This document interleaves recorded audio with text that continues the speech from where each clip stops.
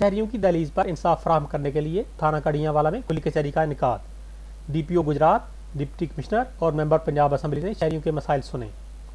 तफसीलात के मुताबिक DPO Gujrat Umar Salamat, deputy commissioner Saif Anwar Jappa, MPA Chaudhry Shujaat Nawaz Ajnala ने शहरियों के मसाइल सुनने के लिए थाना कड़ियांवाला में खुली कचहरी का इनेकाद किया, जिसमें कड़ियांवाला और गिरदनवा से बड़ी तादाद में साइलिन ने शिरकत की।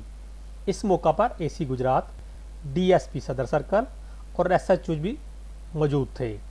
कड़ियांवाला और गिरदनवा से आए हुए शहरियों के मुख्तलिफ नौइयत के मसाइल अफसरान ने फर्दन फर्दन सुने और मौका पर ही शहरियों को फौरी दाद रसी के लिए मुतल्लिक़ अफसरान को खसूसी हदायत जारी की। DPO गुजरात ने इस मौका पर कहा कि शहरियों के जान माल का तहफ़्फ़ुज़ और उनकी दलील पर इंसाफ फराहम करना अव्वलीन तरजीह है। पुलिस जराइम पेशा अफराद की पेशगोई के लिए ज़िला बार में मुतरक है। शहरियों के मसाइल के हल के लिए उनके दफ्तर के दरवाजे हमेशा खुले हैं। DPO गुजरात और डिप्टी कमिश्नर ने थाना कड़ियांवाला में शजरकाई मुहिम के सिलसिला में पौधा लगाया और कड़ियांवाला बाजार का दौरा भी किया। साहब ने कहा तू जाके ते वालो तो बकरा ईद तो पहले करो ਤੁਹਾਨੂੰ ਨਹੀਂ ਡਾਕਟਰ ਜਿਵੇਂ ਮੈਂ ਜਾਣਾ ਹੈ ਤਾਂ ਬੀਬੀਆਂ ਟੋਰ ਸਕਦੇ ਤੁਸੀਂ ਇੱਕ ਦਰਖਾਸਤ ਸਾਨੂੰ ਦਿਓ ਨਾ, ਅਸੀਂ ਆਪਣੇ ਬੰਦੇ ਵੀ ਤੁਹਾਡੇ ਨਾਲ ਖੜੇ ਕਰਾਂਗੇ, ਪੁਲਿਸ ਹੀ ਖੜੀ ਕਰਾਂਗੇ। ਕਾਗਜ਼ ਤੁਸੀਂ ਦੇ ਦਿਓ, ਅਸੀਂ ਆਏਗਾ ਤਾਂ ਉੱਥੇ ਪਤਾ ਚੱਲੇਗਾ। ਤਕਸੀਮ ਹੋਈ ਹੈ ਜਗ੍ਹਾ ਨੂੰ। ਇਸ ਹਿਸਾਬ ਨਾਲ ਠੀਕ ਹੈ 14 ਸਾਲ ਹੋ ਗਏ ਨਾਲ ਮੇਰੇ ਹਸਬੰਡ ਦੀ ਡੈਥ ਨੂੰ। ਕਲੈਕਟਰ ਸਾਹਿਬ ਠੀਕ ਜੀ ਹੈ ਵੀ ਤੇ ਫਿਰ ਮੈਂ ਕਿਹਾ ਕਿ ਮੇਰਾ ਬੇਟਾ ਤਾਂ ਕੋਈ ਨਹੀਂ, ਮੈਂ ਪਤਾ ਕਰਵਾਇਆ, ਮੈਂ ਕਿਹਾ ਮਸਲਾ ਕੀ ਹੈ। ਕਹਿੰਦੇ ਨੇ ਕਿ ਤੁਸੀਂ ਤੁਹਾਡਾ ਬੇਟਾ ਨਾ ਚਰਸ ਫਰੋਸ਼ਟ। ਮੈਂ ਕਿਹਾ मेरा बेटा इस तरह का कर सकता ही नहीं कोई काम, मेरा बेटा पढ़ने वाला बच्चा है मेरा। उन्हें कहा नहीं जी उन्होंने ना किया तो लाख रुपया लगा। पहले बकरियां के केस च ना मेरे को 55,000 रुपया लिया जे, फिर 10,000 रुपया लिया जे इन्होंने चरस के केस च। मैं क्या मैं बेवा औरत हां, ਇਹਨਾਂ ਦੀ ਐਪਲੀਕੇਸ਼ਨ ਲਿਓ, ਖੁਦ ਇਨਕੁਆਇਰੀ ਕਰਨੀ। एक मिनट दूसरे फिर तीसरी दफा इन्होंने क्या जे, इन्होंने कहा जे कि फायरिंग आई है बंगले को, सिविल हॉस्पिटल को, डिस्पेंसरी को मेरा घर है, मेरा बेटा घर सुते है, ला इलाहा इल्लल्लाह मुहम्मद रसूलुल्लाह मेरा बेटा सुते है। ठीक है इन्होंने कहा जी बच्चा तुहाडा, उन्हें फायरिंग की है। मदई कहते हैं कि जासम ने नहीं की, पर पुलिस वाले ने सिकंदर ने दोनों ने रल के राशिद ने एंड मेरे बेटे का पर्चा करवाया।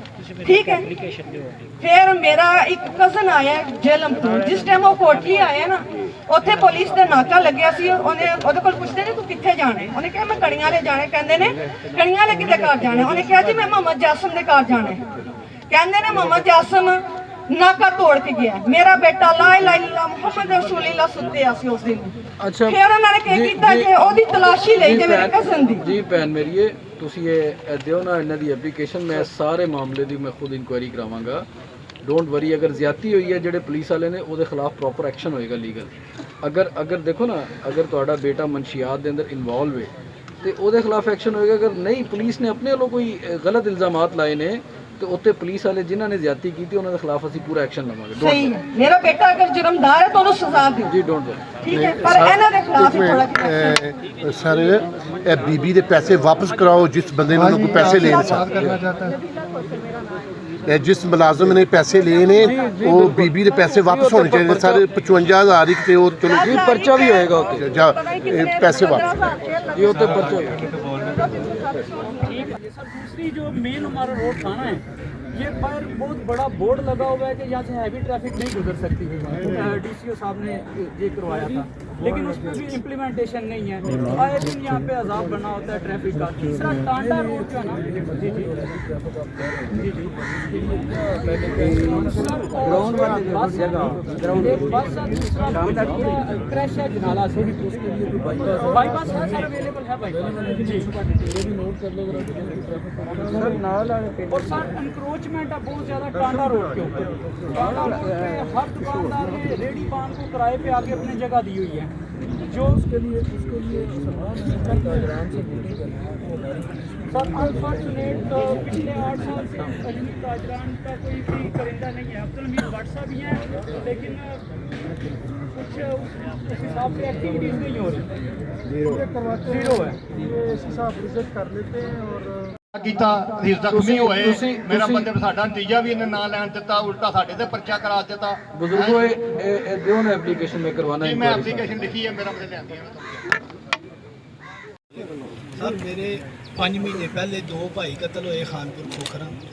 ਉਹਨੇ ਟਾਂਡਾ ਕਿਧਰ ਹੈ ਔਰ SHO ਕੜੀਆਂ ਵਾਲਾ ਰਾਜਾ ਸਾਨ ਸਾਹਿਬ, ਔਰ ਉਹਨਾਂ ਨੇ ਮੈਰਿਟ ਇਹ ਕੀਤਾ ਕਿ ਇੱਕ ਬੰਦੇ ਤੇ ਛੋਟਾ ਪਾ ਕੇ ਭੇਜ ਦਿੱਤਾ ਹੈ, ਇੱਕ ਨੂੰ ਵੈਸੇ ਹੀ ਛੱਡ ਦਿੱਤਾ ਹੈ, ਔਰ ਬਿਲਕੁਲ FIR ਦੀ ਨਫੀ ਕਰ ਦਿੱਤੀ ਹੈ ਜਨਾਬ।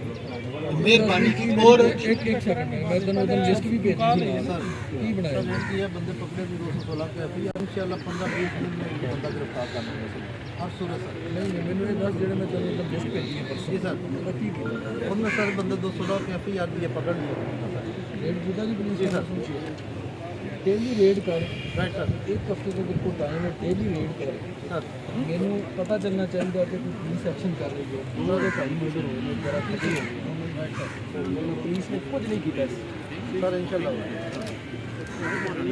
डेली तो रेड करना और डेली तो मैंने दसना कि राइट ਹੋ ਗਏ ਨੇ ਉਹ ਚੁੱਕ ਕੇ ਲੈ ਗਏ ਨੇ ਕਿਹਨੇ ਨਾ ਮੁੰਡਾ ਉਹ ਚੁੱਕ ਕੇ ਲੈ ਕੇ ਮੇਰੀ ਭੈਣ FIR हो गई है FIR ਹੋ ਗਈ ਪਰਚਾ ਹੋ ਗਿਆ ਇਹ ਉਹੀ ਜਿਹੜਾ ਅੱਗੇ ਆਇਆ ਸਰ ਹੋ ਗਏ ਨੇ ਕੋਈ ਇਹ ਉਹੀ ਮਾਮਲਾ ਹੈ। ਜੀ SHO ਟਾਂਡਾ ਇਹ ਉਹੀ ਮਾਮਲਾ ਹੈ। ਮੈਂ 2 ਦਿਨ ਦਿੱਤੇ ਨੇ SHO ਨੂੰ ਕਰਵਾने इंशाल्लाह ਤੁਹਾਡੀ ਬੱਚੀ ਵੀ ਰਿਕਵਰ ਕਰਾਵਾਂਗੇ ਔਰ ਉਹਨਾਂ ਨੂੰ ਗ੍ਰਿਫਤਾਰ ਵੀ ਕਰਾਂਗੇ। जी नाज़रीन, कैसी लगी आज की वीडियो? ऐसी मज़ीद रिपोर्ट्स, वीडियोस और तज्ज़ियात देखते रहिए वी चैनल के साथ। इसे सब्सक्राइब करें और बाकी दोस्तों के साथ भी शेयर करें। शुक्रिया।